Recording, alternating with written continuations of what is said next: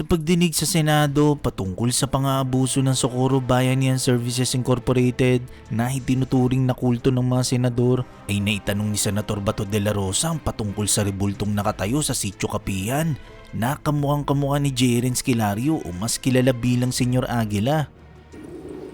Juan, anong tawag sa'yo? Haring Aguila? O, Senyor Aguila. Makita mo yung rebulto na yan? Opo. Sino yan? Si Don Albino Tarok po yan. Ha? Si Don Albino Tarok. Ang among gituuhan. Yan yung lolo ni attorney. Lolo ni attorney.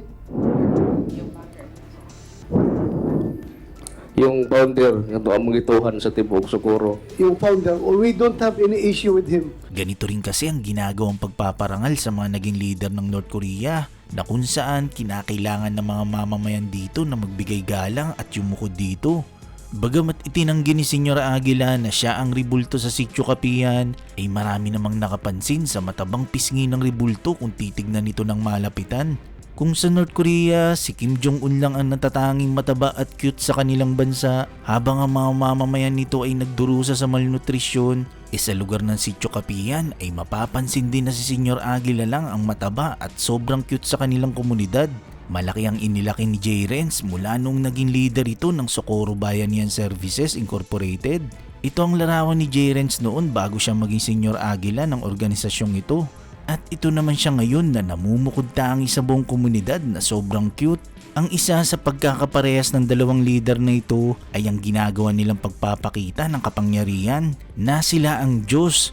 Sila ang dapat sundin at katakutan, na sila lamang ang dapat makatikim ng karangyaan, kasarapan ng buhay at masasarap na pagkain, habang ang kanilang mga nasasakupan ay patuloy na gumagawa ng mabibigat na trabaho para buhatin ang kanilang mga luho at patuloy na malagyan ng mga taba ang katawan ng kanilang leader. Usap ako kabatan noon. Tinatawag ka nga nila na Haring Aguila. Tanungin kita, bakit ka tinatawag na Haring Aguila? Dili, waya ako tawagan nga haring sa nila. Waya ako tawagan na, Your Honor. Oh, waya. Imposible Ang waya nga. tawag nila, Your Honor, is Senyor Aguila. Senyor Aguila, sige. Bakit ka tinawag na Senyor Aguila? Kasi yung Senyor Aguila is screen name na is as a music. Composer, nag-compose ako ng kanta. Composer ka, Senyor Aguila ang tawag sa'yo.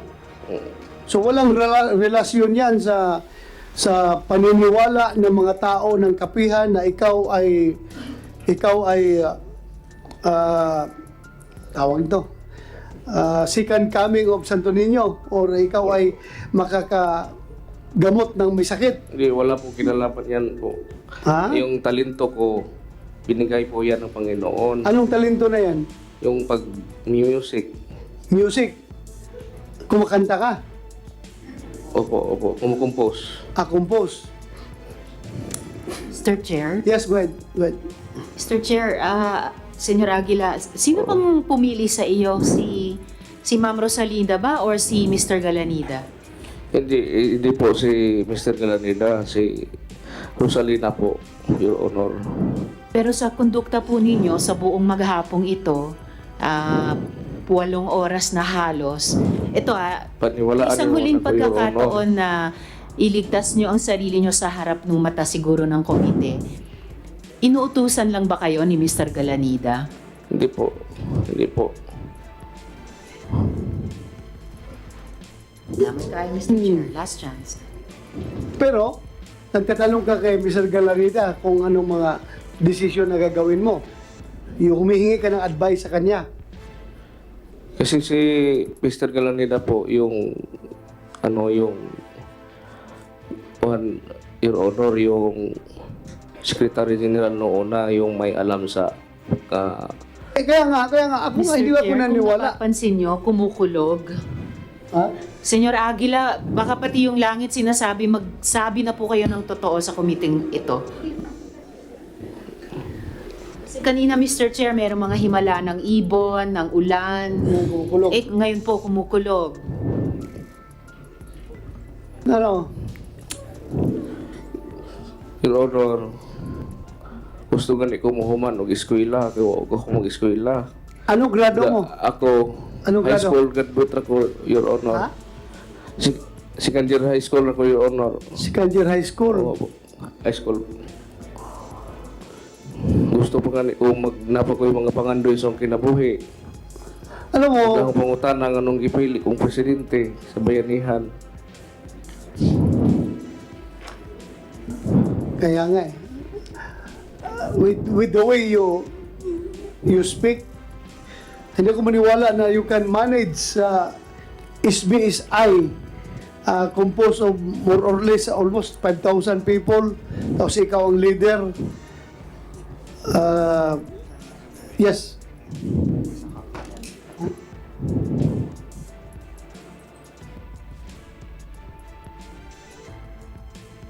Ito, Juan, anong tawag sa'yo? Haring Aguila? O, Senyor Aguila. Makita mo yung rebulto na yan? Opo. Sino yan? Si Don Albino Tarok po yan. Ha? Si Don Albino Tarok. Ang among gituuhan. Yan yung lolo ni attorney. Lolo ni attorney. Yung founder ng among gituuhan sa Tibok Socorro. Yung founder. We don't have any issue with him. In fact, we respect him. At saka yung kanyang wife, the late wife niya. Ang ganda yung kanyang vision sa buhay na makatulong sa mga mahirap, mag-organize through bayanihan at gamitin yung natural resources sa isang lugar na antap para mapakinabangan ng mga kababayan natin na hirap sa buhay. Wala kaming issue sa kanila. Ang issue lang ngayon ay nagsimula sa iyo. Nung ikaw ay dumating dyan sa kapihan, so yun na, that started the problem.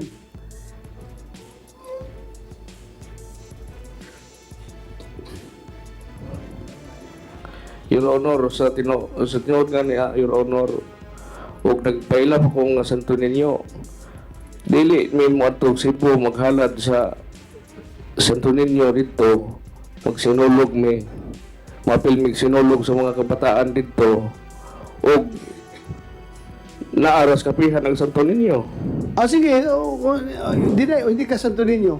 Pero, yung magpapakasal sa mga bata, ba kinakasal mo yung mga bata? Waya na una himua, Your Honor. Kaya unsa may hong sulti, unsa may hong kamong kaagan 23 anyos pa ko, 22 anyos pa ko. Unsa man po'y, ano naman ang dahilan itong mga bata na magsinungaling? Please enlighten us. Bakit yung mga bata na yun magsinungaling? Minor de edad yan, mas matanda ka. You are 20?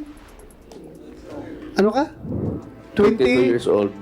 20? 22 years old. 22 years old. Opo. Ito mga bata, 12, 14, 16. Pinakamatanda siguro 18. Pero walang 18 doon. 14 ng puro minor de edad yun. Bakit sila magsinungaling at magsabi? Alam mo hindi po, babae yun. The last na pwede sabihin ng isang babae na bata na minor de edad na sila ay ginalaw yung kanilang pagkababae at pinilit sila na pinapakasal mo sa kanila.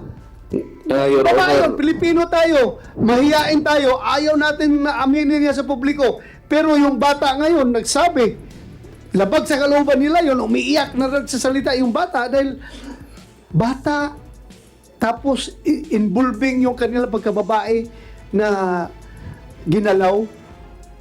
Magsinungaling pa yun? Prangkahan tayo, Jerek.